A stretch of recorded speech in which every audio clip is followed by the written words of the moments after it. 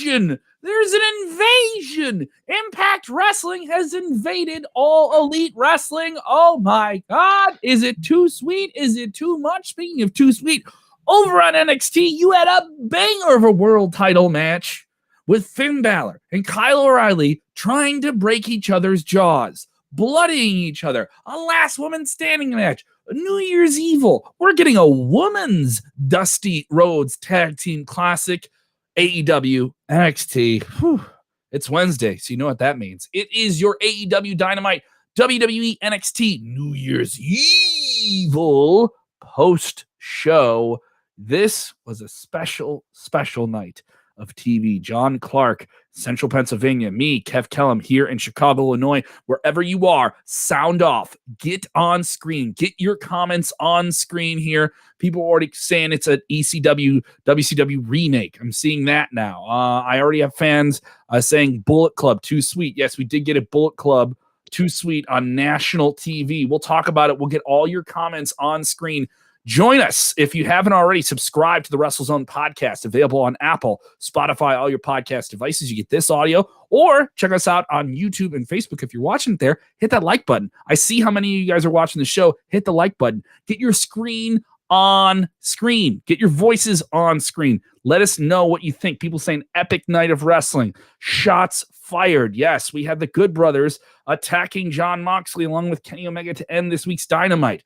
If you want to say that there is a better wrestling show than NXT some weeks, it's going to be hard to say that tonight too. So we're going to get into all those different debates. We'll run down both those shows. I want your ratings. I want your thoughts. Where do you see this all going? Get in the chat. Get on screen. And if you're just thinking, oh, my text just pops on screen, don't worry. We'll also be shouting these out for the people on the podcast feed of it. I'm Kev Kellum, John Clark. Wow, what a night of wrestling, huh, buddy? It was certainly a night of wrestling, that's for sure. Definitely a crazy day.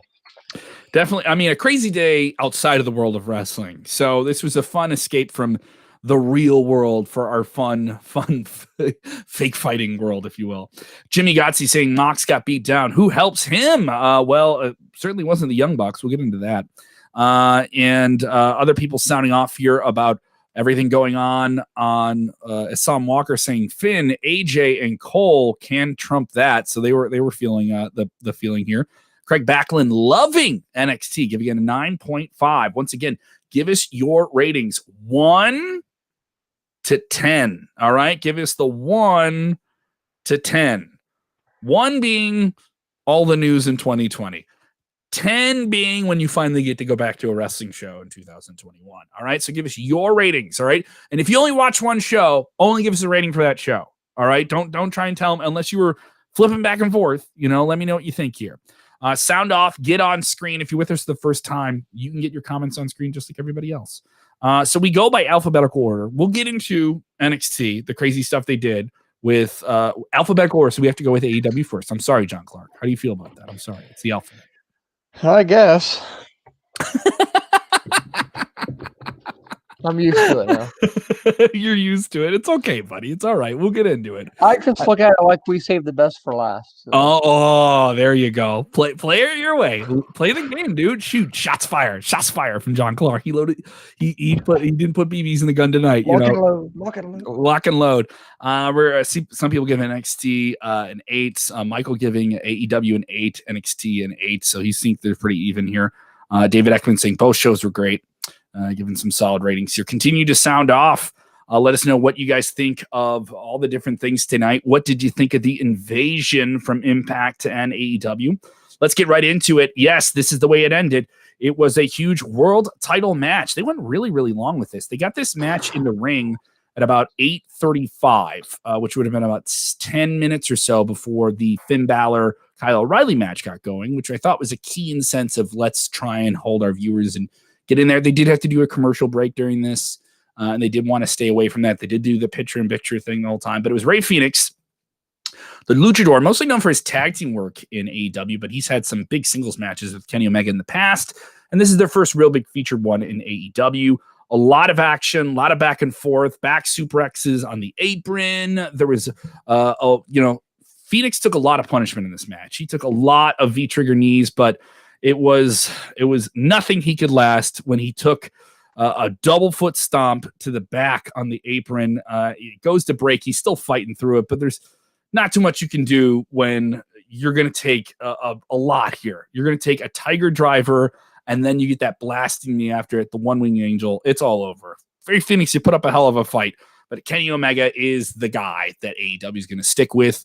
We'll get into the post-match because I think more people are talking about that. But quickly, John Clark, what do you think of Kenny Omega as the AEW champion here? He's having great matches.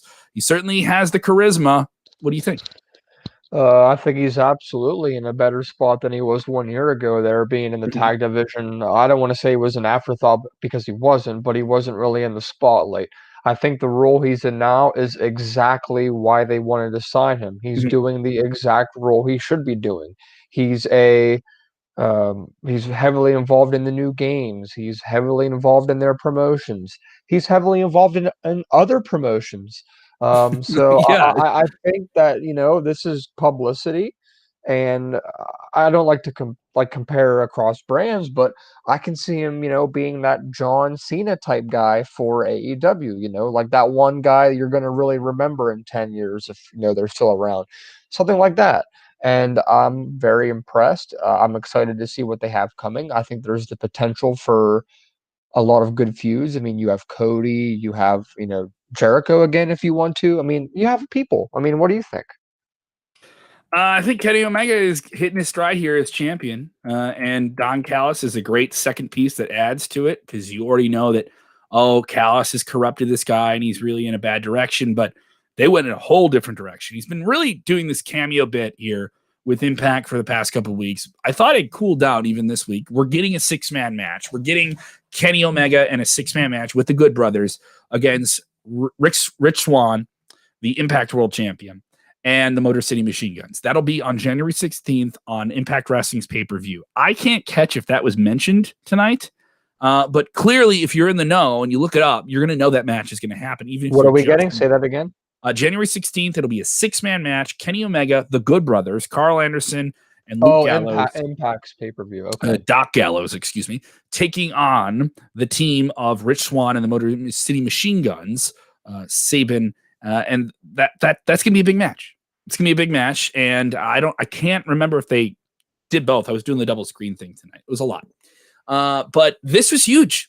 Carl Anderson, Gallows in an AEW Dynamite ring, which is something that people thought you were going to get on the first AEW Dynamite like a year and change ago. And this was wild. This was really, really wild. I saw the internet go insane. They help take out Ray Fenix. Moxley tries to save the day. He gets blasted.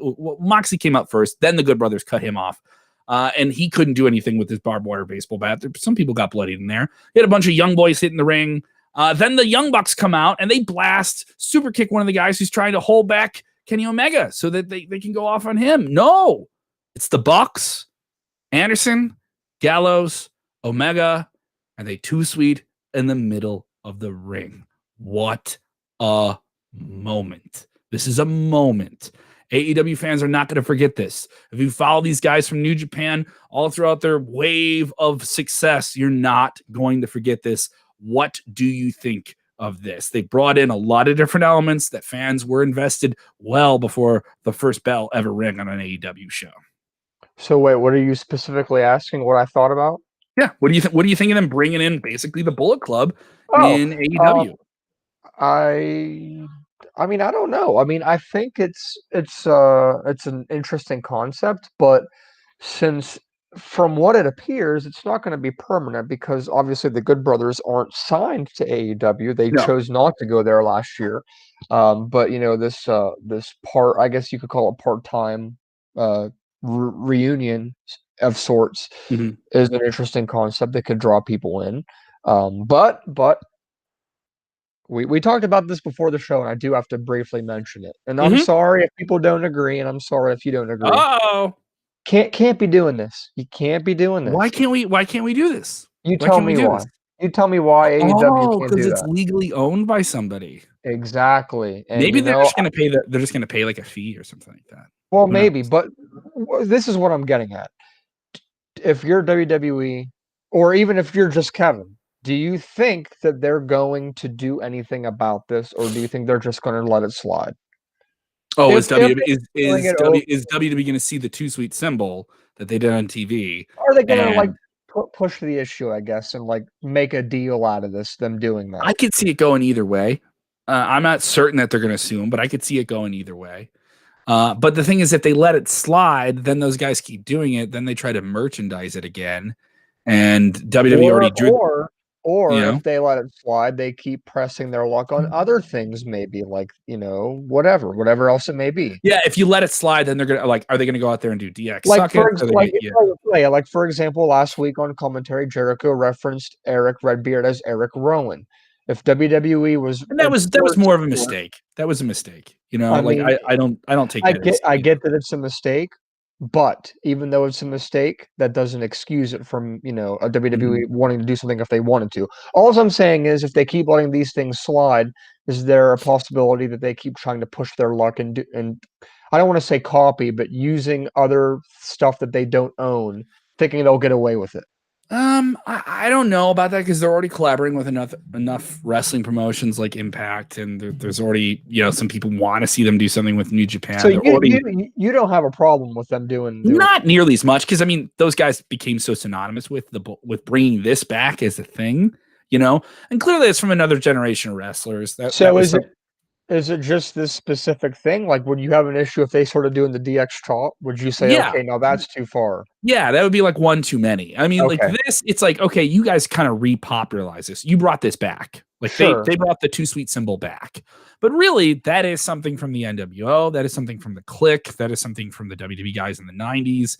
That's their thing. I mean, you can say whatever you want, that it belongs to them. But they didn't bring it into wrestling. And actually, this comes from gang culture. I don't know if people actually know that. It's from street gang culture. So there is that kind of weirdness about it. It's semantics. The thing is, you're going to have a big match here. Does this mean the Young Bucks show up on Impact? Does this mean more people from Impact show up on Dynamite? It continues to really open up the gates of that collaboration between the two promotions. I mean, if you're a fan of the Good Brothers and you like the cool guy wrestling club that is the Bullet Club, man, you got a lot of it tonight. And you got them in a big stage, the biggest they've ever been since they left the WWE. That's no offense to Impact. This was big, and the main event match was great. This is all thumbs up stuff. I'm cool. If it's cool, it's cool. Like, this is a fun, wild segment. Who's going to step up to take on those guys? Is this the Bullet Club? Are they calling it the Bullet Club? Are they going to find another clever way to do it? Because Bullet Club name is owned by New Japan. So, I mean, does this mean that New Japan is working with AEW? It opens up a lot of different questions. All right. So Jay Feliciano texting the show saying Pro Wrestling Tees is already advertising and reselling these cease and desist shirts that they did back in the day and maybe that's what they call this group. They call them cease and desist or something silly like that. Let's see what people are going to say here. Blake Ryan. Oh, we got a hot take. You want a hot take here? Let's jump right into it. Blake Ryan says, WWE is so F today. They could make Drew drop the title of the Royal Rumble because Vince McMahon. Well, that's off topic because we're talking about NXT and AEW here. But yeah, there's already t-shirts out here. And people are losing their minds for it here. And we have someone saying that Ray Fenix got his shoulder up on the one. He did. I did see on Twitter too. He definitely kicked out when he probably shouldn't have. Oh, so a lot of people talking about that. Yeah, so a lot of people sounding off about that one here. Other highlights that we will go through pretty quickly on this AEW Dynamite thing because we really want to get into your comments and your reactions because we already saw people freaking out about this here. We did have an AEW women's match with Abaddon taking on Akira Shida. This was fine. This was just fine in comparison to everything else in the show. It was okay. They got time. They went into a commercial break. Abaddon got to be creepy and crawl into the ring, but Akira Shida valiantly wins the title. I bring this up because opposite this was a really, really strong match from the women of NXT with Rhea Ripley and Gonzalez taking each other on a last women's standing match. It's still a thing that we can say that NXT has a stronger women's division than AEW at this moment. Oh, absolutely. No argument. And that's no rip to what AEW is doing. It's just, you just know it. You can just see it on the surface. Like AEW is trying to develop stars, whereas NXT has Rhea Ripley, who's one of the biggest female stars in wrestling, and she lost a match tonight, and she still felt like a huge star. Yeah, and I don't think anybody's really arguing that NXT probably has the better women's division, but it's nice to talk about because AEW is always trying to get better with that division. But I mean, I think we can agree, at least me and you, that they're just not to the same level right now. And it speaks volumes that we'll get into this when we talk about NXT. But it speaks volumes that NXT is confident enough to have a large scale tag team tournament for women. Yeah, that was announced tonight. The main roster couldn't even do that right now for WWE. No, I think NXT. I think only NXT could, which is something. Yeah, for that. I think it's the only televised wrestling show that could go with this. Yes, they did announce that on NXT tonight. I know we're bouncing back and forth here. We're getting through the segments on AEW, but yes, that was announced. NXT will have a Dusty Rhodes Women's Tag Team Classic.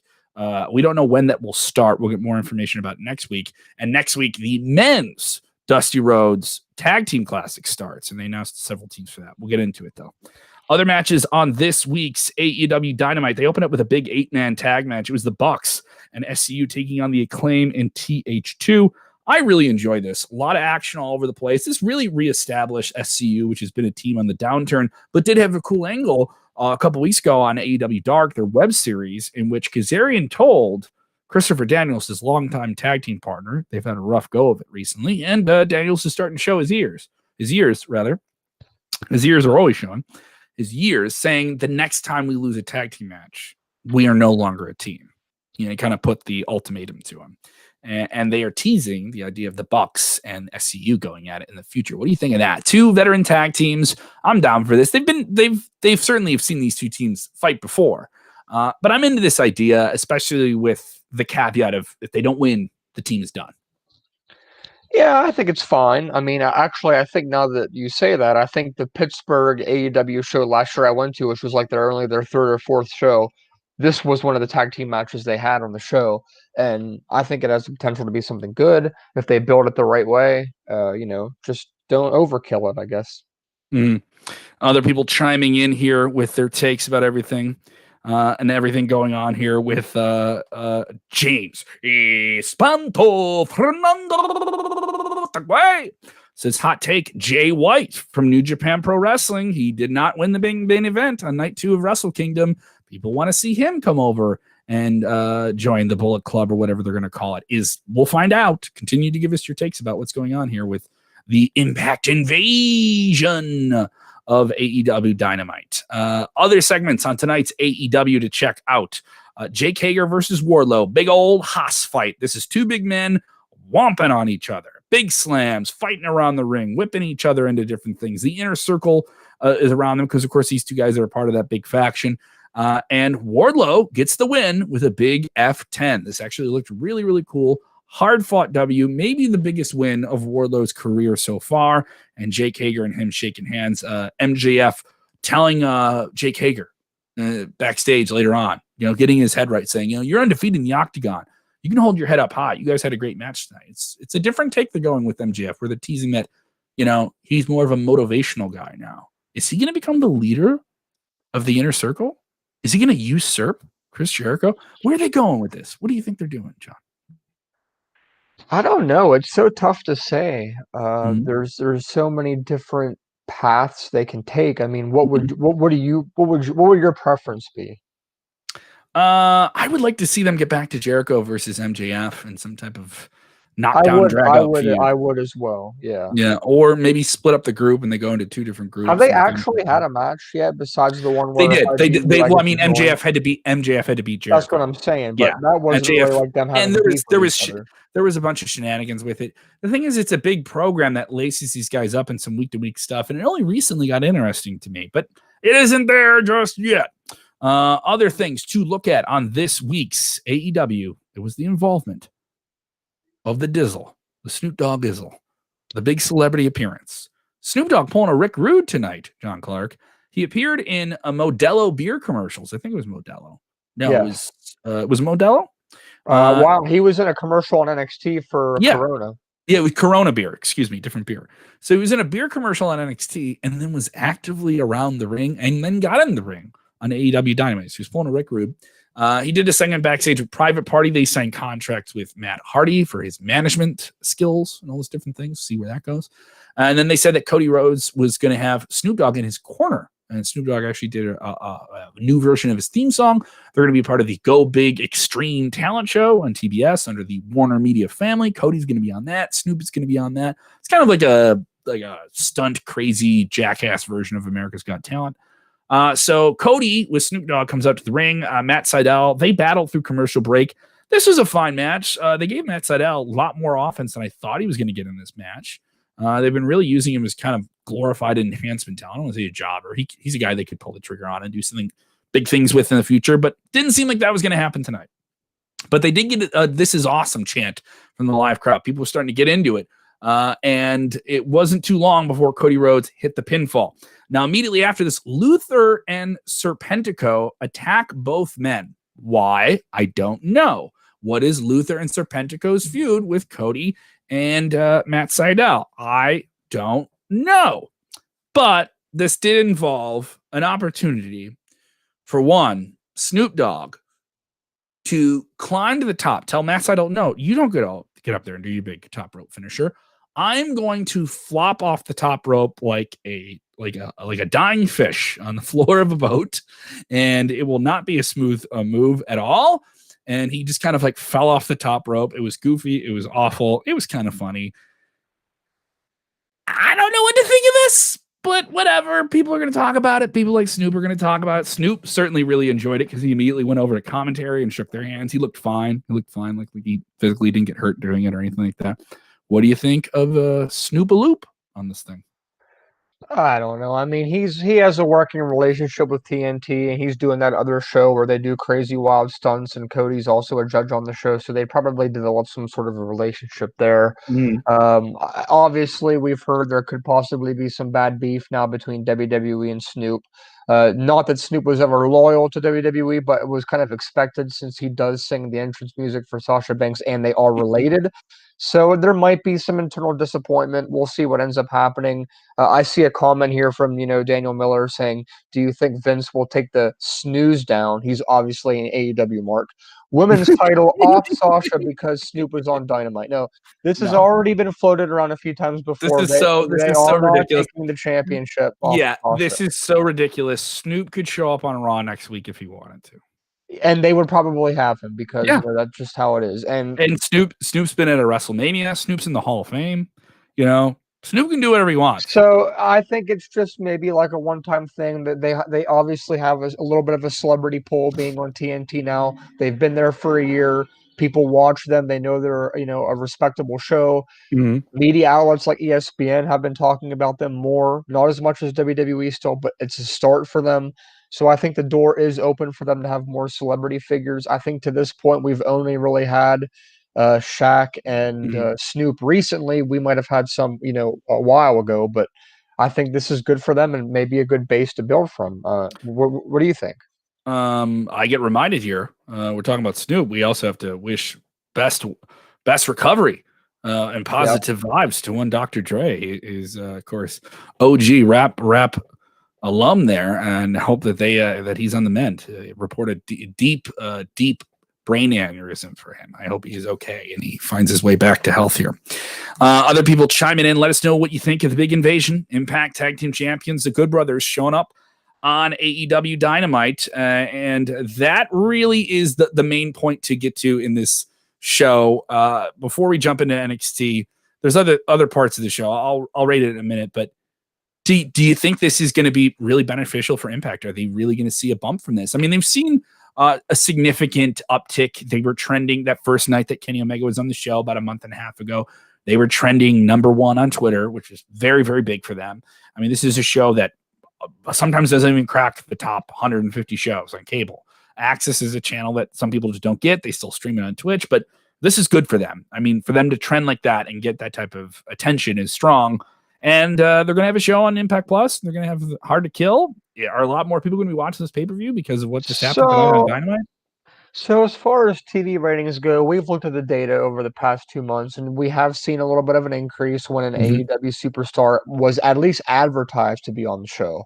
Yeah. And then we saw, typically the week after, because they're usually doing this every other week type thing. At least they were. Now it's becoming more of a every week thing. But the point I'm getting at is typically what we're seeing is when they're gaining, they're losing pretty much all of them the next week. So Yeah. they gained 50,000 one week, and then they lost like 45,000 of them the next week. And then the week after that, they gained like another maybe 15,000. It wasn't 50,000 again though. What I'm getting at is this isn't really making that big of a difference, at Mhm. least as much as maybe they expected. It did the first week. 50,000 might be like, well, that's nothing. For Impact, that was like 30 to 40% of an increase. That's big for Impact. Mm. I get over 120 cable channels with my subscription here, and Access TV is not one of them. Yeah, They they don't have a great distribution on cable they system. do not have a great distribution. And if And it's a you're cool channel. They have some cool stuff on it besides Impact. They have and if Sammy you're Hagar's like somebody touring show and if you're yeah. somebody that likes streaming cable, like, Mhm. name your streaming YouTube, Hulu, whoever, Access is not really on any of them either. So I don't even know. Maybe it's DirecTV and Dish. I don't know who you get Access TV with. Yeah, if you have What I'm access, let us know. If you guys are watching or listening to the show, let us know. Yeah, if you do have access, let us know who your cable provider is, and but I don't know. It's a little bit of a good increase, but I don't think it's anything consistent enough where they're like, hey, this relationship is going to help us permanently in the long term, because that's simply not the case. All right, so sound off. Let us know what you guys thought. The 1 to 10 on this week's AEW Dynamite. I give it an 8. I think it's an 8 out of 10.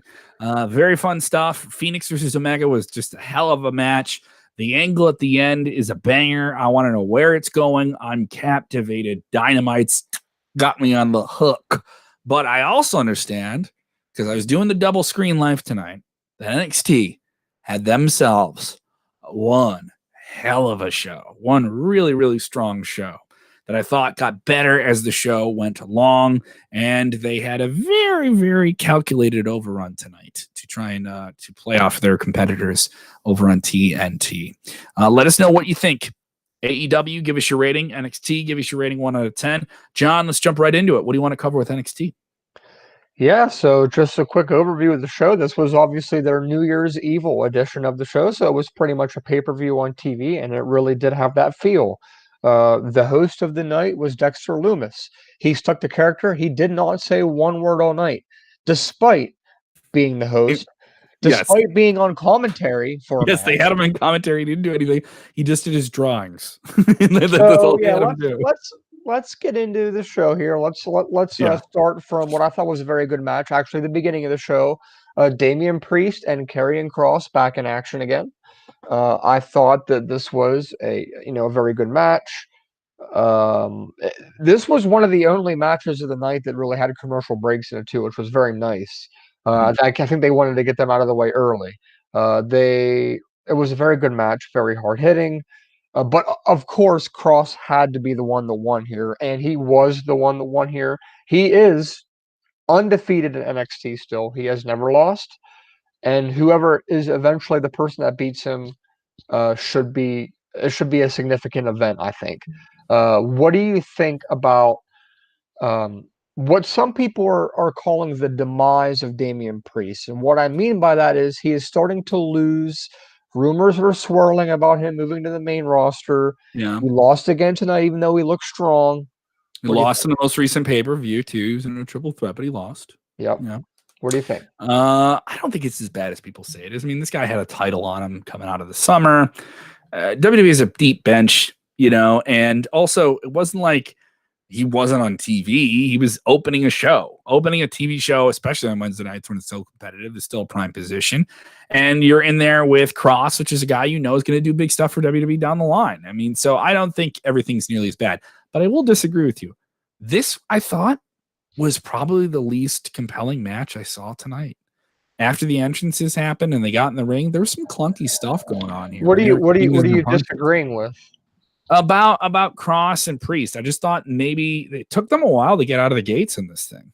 And there was some clunky stuff with punches until it started going. And he power slammed him on the steps outside, and they kind of aggravated the Beast. That kind of otherworldly walking apocalypse type thing that Cross can do sometimes.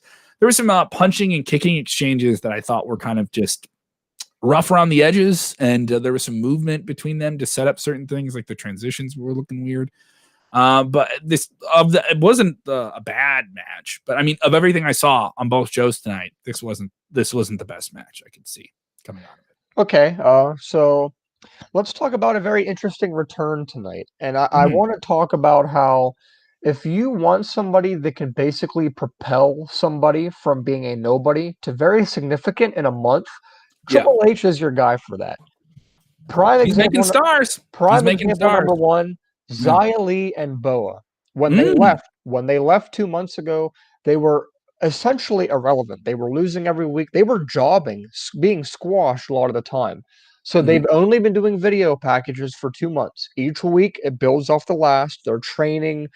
Basically, the whole thing is they're learning to ignore pain. They don't feel pain. So tonight, Xia Li returns, and she looks like $1 million. This outfit they gave her also, did she put on some weight or muscle? She did put on some muscle.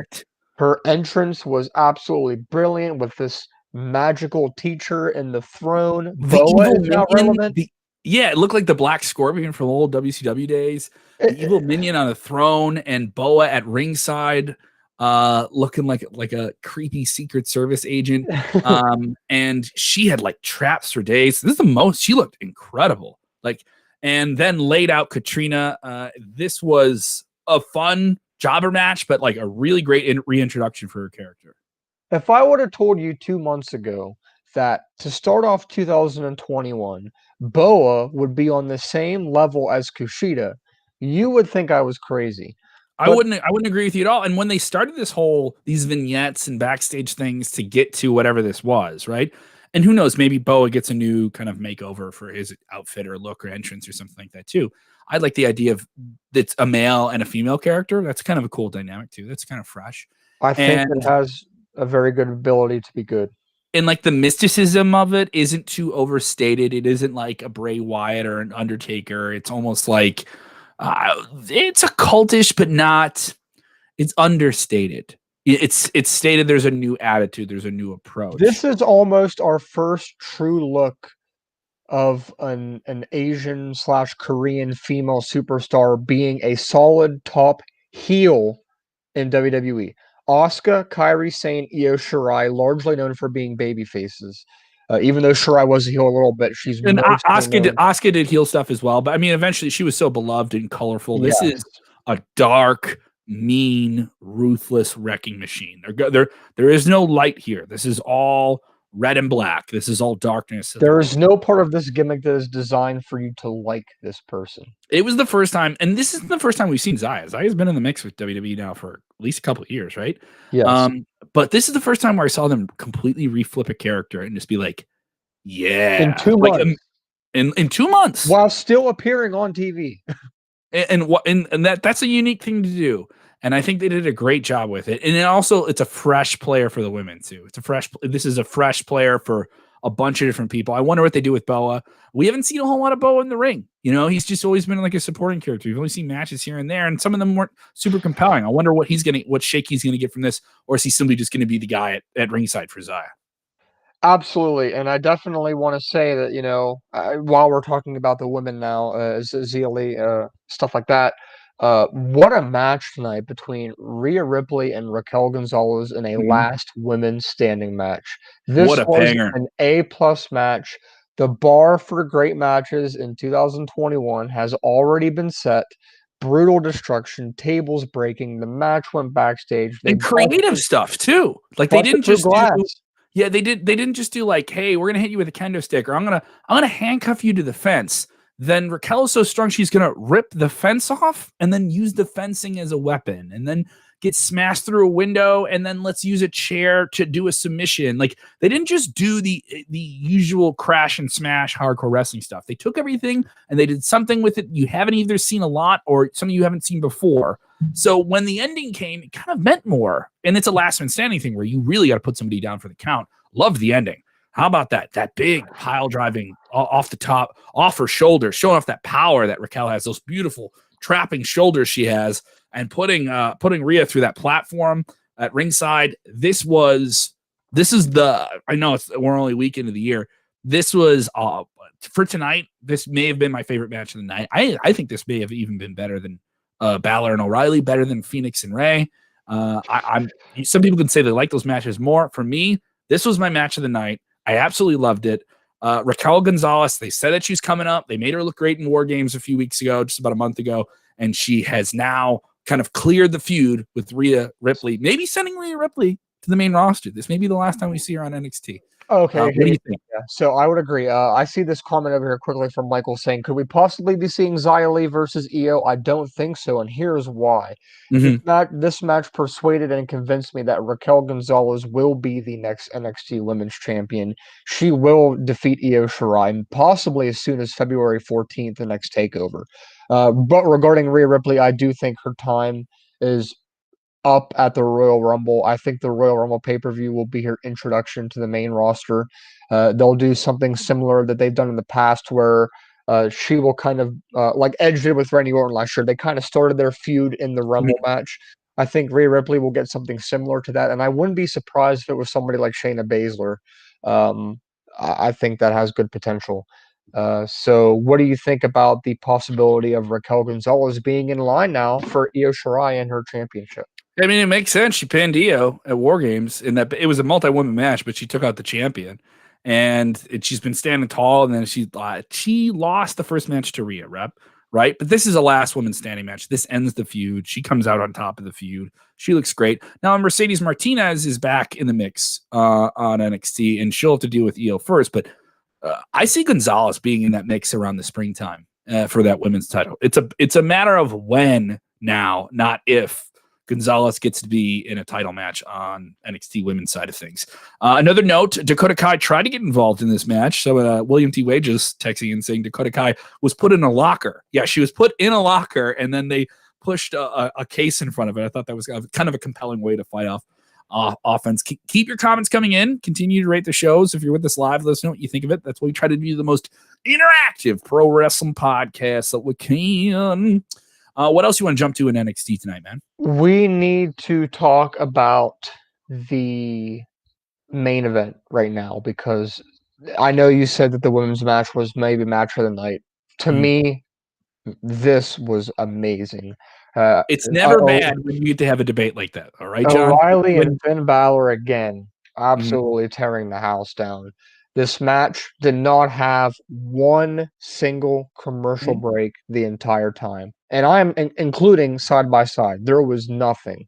And this was an absolute gem of a match. Brutal, both bleeding again. Let's hope there's no injury right this time between either of them because these two guys have incredible chemistry. Balor needed to win. Really now is the start of his title reign because he's been injured pretty much the whole thing. It's time for him to probably fight Pete Dunne next. Maybe Karrion Kross, but I'm going to guess probably Pete Dunne. Keep talking. I gotta change my plug. Keep talking, Joe. So we saw Pete Dunne at ringside tonight for the show, which leads me to believe that he is next in line for that championship match. And it's not a bad idea. Balor is in much better shape physically, mentally, and he is more over than Kyle O'Reilly. This was the right decision. And having him go up against Pete Dunne next is going to be very good. And I love that they're still having Pete Dunne and the tag champs there kind of together as like a little bit of a stable there until Pat McAfee comes back. I covered that a couple weeks ago. I mean, Pat McAfee will be back probably not until the springtime. That's fine. They don't need him right now. What did you think about the main event? This is a really hardcore, smash mouth, hard hitting match. And I do think no matter how much you want to say that AEW is a better wrestling show, if you want better in-ring, bell-to-bell action, if you want more hardcore, smash mouth, closer to what New Japan is, even though you could say there's more New Japan guys over on Dynamite that have come over and returned back to the States, it's true. You're getting better New Japan style wrestling on NXT. And you're getting more hard-hitting, pure athletic wrestling, probably the best wrestling that's televised every single week, where the art of the in-ring action is focused on.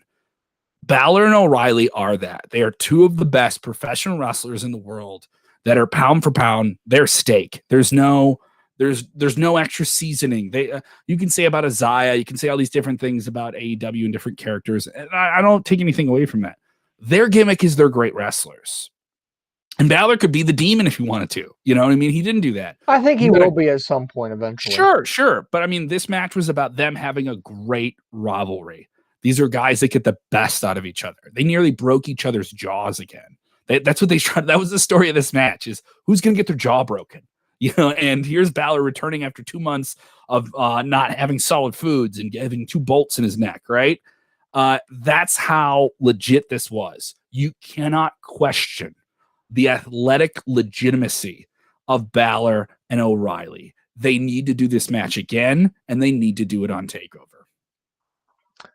Yeah, absolutely. That's 100% true. I don't see how they could do this any other way.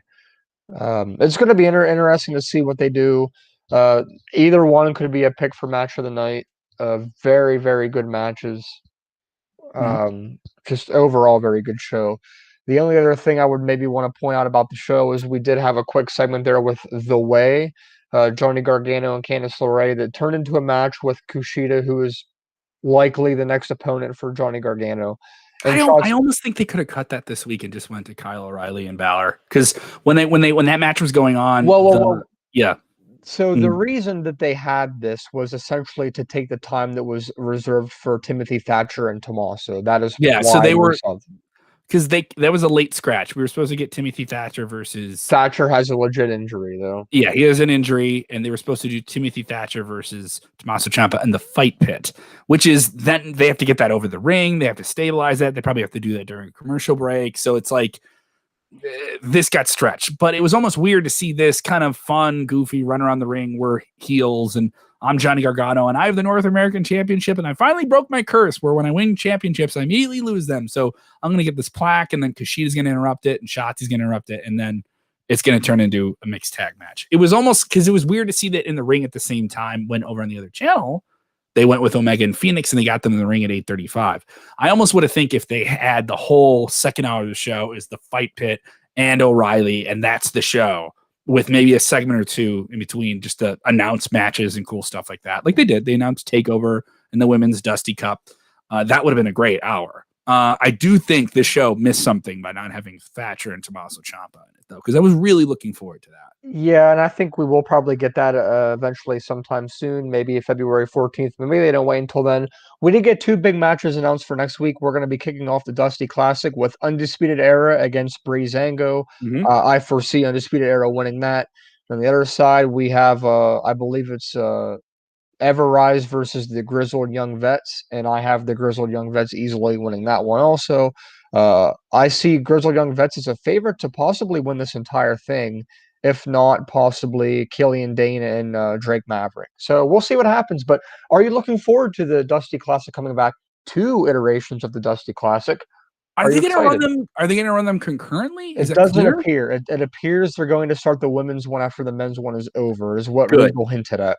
I'm if they ran them both at the same time, that'd be too much. Too much tag team wrestling. Yeah, it would be too much tag team wrestling that has consequence, and then you kind of forget some of the consequences because they're doing them all at the same time, you know? So I'm into it, especially if they let the women stand by themselves. And also if that is a believable way to get other people from Raw and SmackDown on the show where it makes sense, where they would have a reason to come there, not just be there because, they're here just to pop a rating, you know, and it's just the women's tag team champions. And that's how we get a Charlotte or a Sasha on the show. This is now a reason for a Bianca Belair and a Sasha Banks to show up on NXT. This is now a reason for Charlotte and Asuka to show up on the TV. This is a reason for the Iconics to show up on the TV. I'll be crazy. This isn't going to happen. I can tell you this isn't going to happen.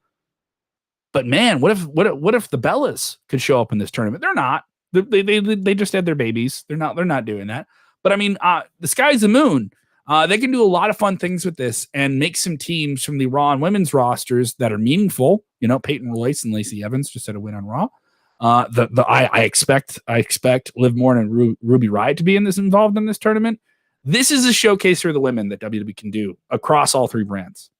Absolutely. I'm interested to see how they're going to make this work. One thing I found interesting towards the end of the show here, when Johnny Gargano and Austin Theory, which, by the way, I think Austin Theory has finally found something that really suits him well on NXT. I'm glad they're doing something with him, and I hope they do something similar with Velveteen Dream. But moving on from that, I know you think that's controversial, but that's just what I think. When they announced their entrance into the AEW Tag Team Dusty Classic, I honestly thought for a minute Gargano was about to announce his introduction or inclusion into the Royal Rumble.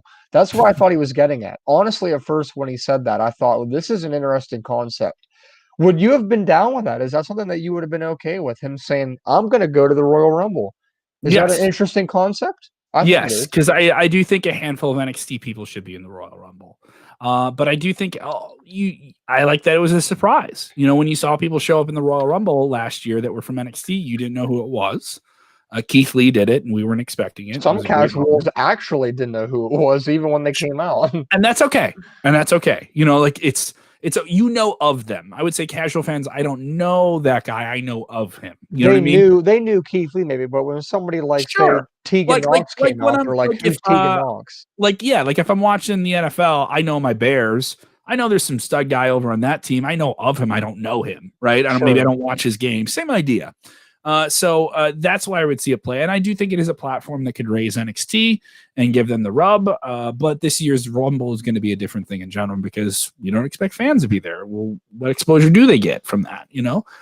So it'll be up in the air. So what do you think? Give me the 1 to 10 on this week's WWE NXT New Year's Eve. So tonight I am giving the show. And look, I know this is going to seem a little bit weird, but I had this in mind before you gave your rating for AEW. It's an 8.25 tonight for NXT. Why the 2.5? Why the quarter of a point?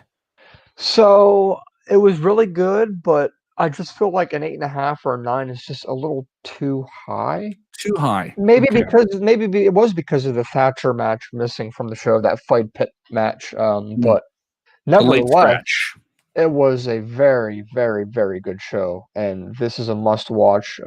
Going to be a great now. And one thing I do want to point out after we've talked about these shows, don't put any thought into the ratings tomorrow. Please do not put any thought into the especially ratings. I would say everyone will report them at WrestleZone. People news coverage, CNN, Fox News off the charts tonight. And also, it's worth noting those are going to go off the rails too, because you can also factor this in.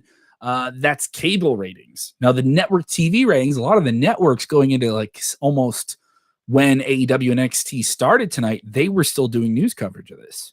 So you had network television flip from regular episodic TV shows to so your ratings are going to be a little lower than you might expect especially for something like a New Year's Evil. So just don't put too much thought into that, please. Yeah, and I wouldn't hold that against AEW having a lower rating or NXT. It's just a matter of the case if things stand.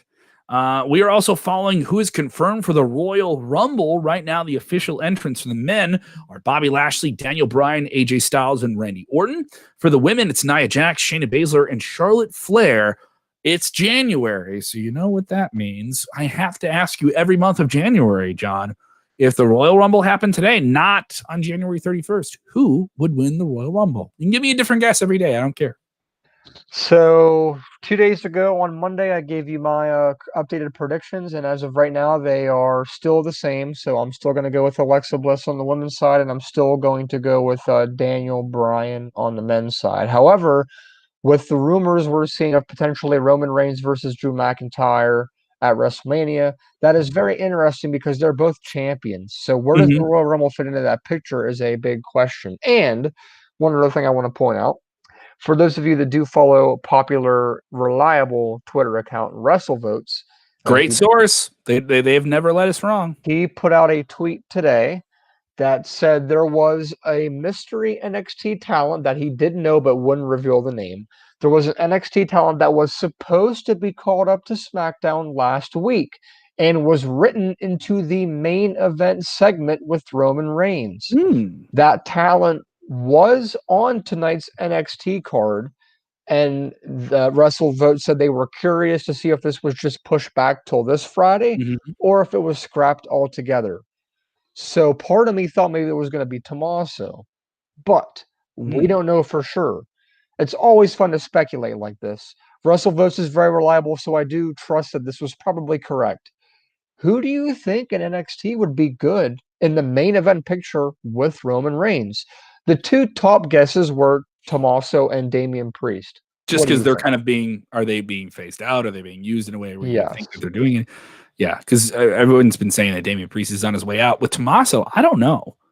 I get the idea that he wants to stay in NXT as long as he can and then maybe just become a producer, you know?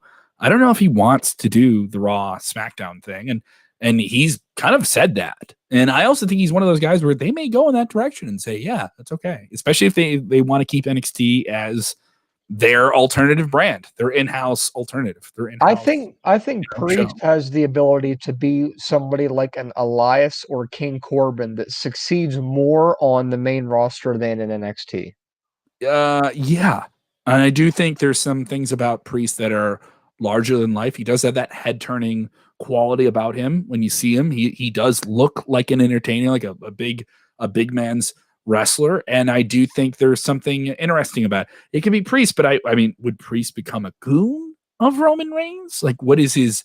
He's not going to come in there and lay out Roman Reigns. They're not going to have this guy come in there and do that. Is he going to partner with Kevin Owens? Like, what? Wow! And to be put into that role right away, that's a big test. It's a big challenge. You're not just introduced in the middle of the show, and we're going to do the slow burn with you. This is like when Kevin Owens came to confront John Cena. He came out and he was the NXT champion and beat John Cena. Beat him, and he became a big name instantly. This is what they're doing here. And I'm tired of everybody commenting and saying it doesn't matter who it is, he's already buried. No, he's not. No, you can't say that about everybody because that hasn't happened yet. So this is the thing. Near the end of the year, everyone gets super negative because they're just worn out because they aren't getting their big WrestleMania payoffs because it isn't WrestleMania time with watch. People, I'm telling you this right now. People are watching Royal Rumble this year. I'm not saying it's going to be a great Royal Rumble, but last year's Royal Rumble was great. That was probably one of the best Royal Rumbles of all time. So now the expectations for this year's Royal Rumble are high, and under the circumstances, they're quite high. With everything going on in the world, I just want to enjoy my wrestling. I thought this week's Raw was a marked improvement. And even though they did the controversial thing with Goldberg, that seems messy, and where is it going? And why would Goldberg say that's disrespectful? But Randy Orton, it's still crazy. We covered it on today's show. If you guys want even more podcasts from us, go check out the Hour Plus take on Impact Wrestling. What's going on with them? We did that obviously before tonight's Dynamite. But we also cover all those developing stories with Goldberg in the WWE. What is his role? Where is this going with him and Drew McIntyre? All those different things. With WrestleZone, what? He's a draw. He's a 2 million draw. He is a 2 million draw because ratings were up. It is worth noting. The ratings were up for Raw. They're highest in a very long time. Yeah. The 2 million used to be a low number for them, but right? I just want to say real quick, you can't really thank Goldberg for that because it was an unannounced appearance. No, it's not like he boosted him. It was the Legends being on the show and Monday Night Football not being an opposing competing thing. So, I do think they'll hover closer to 2 million than they've been recently for quite a while now. Oh, yeah, because there's no football. Yeah. Mm-hmm. But it's always nice to see, they're up there with SmackDown again. And everybody was like, well, SmackDown's the A show. Well, guess what? Raw was with football. People want to see football. It's and hard Raw will be right on the same level. They're going to pull in close to the same ratings now, I think. Yeah. I mean, it's easier to jump on it when it's down. I mean, when it comes up, somehow people get quiet until it's the biggest number it's ever been. You know what I mean? When it's in the middle, when it's a B minus rating, compared to what it is in terms of its highs, people are always like, whoa, whatever. Is it the highest they've ever done? Whatever. It's the highest they've done this year? Whatever. I don't care. It's the lowest thing I told you. You should listen to me and read my Twitter feed. I have 12 Twitter followers. Listen to me. Book me. Like that, all that crap. We're so used to it here. Guess we'll see. We're spoiled on Wednesdays, aren't we? Aren't we spoiled on Wednesdays, man? Wrestling is really pretty goddamn cool, man. NXT was great. AEW was great. These are two awesome shows. If you're still bitching, you were going to bitch anyway, man. It doesn't really matter. These are fun wrestling shows. Go check out the podcast feed. Tons of stuff. We're going to have a lot of extra stuff. I can also tell you, are we trying to do a Royal Yumble? I hope. I want to see this in person once. I want to be a part of this once. Okay. We're working on it. But this Yumble could be the biggest Yumble of all time. I'm not saying it's going to happen. There's a chance we may not be able to do the Yumble this year. But why not? But if it does happen, it will be one of the biggest Yumbles of all time. What is the Yumble? What is the Yumble, you ask? I'm joining the table this year. Move over, Robert. You're gonna get us. You're gonna move over, Robert. We're gonna get you on commentary. So the Yumble was this ridiculous inside joke a couple of years ago, and it evolved from like the food mascot characters from McDonald's, and then we were saying that like the hamburger, we're stealing burgers, and we just started to talk about wrestling, those characters as if it was wrestling. And somebody said it's stupid that they had those KFC commercials where they made the wrestlers dress up like the Colonel. And I was saying, I thought it was awesome. I thought it was really, really cool. And they were super kicking people in chicken costumes. I was like, this is the perfect combination of wrestling and a commercial for fast food. And then it became food mascots. And then they're like, what if they had a match? And I was just like, why don't we just do this before the Royal Rumble? And so it was the Royal Yumble, and we had all the food brands in the ring in a video game match. And we did this last year, and we had undercard matches, and like we had the Coca-Cola Bear being all coked up, and all these ridiculous things. And yes, James Espanto saying the Yumble merch was dope. We had a Yumble t-shirt we did for the Australian bushfire relief. It's pretty cool. If we get to do it again, I'm just going to say there's going to be a lot of people who've never seen the Yumble before that will see it.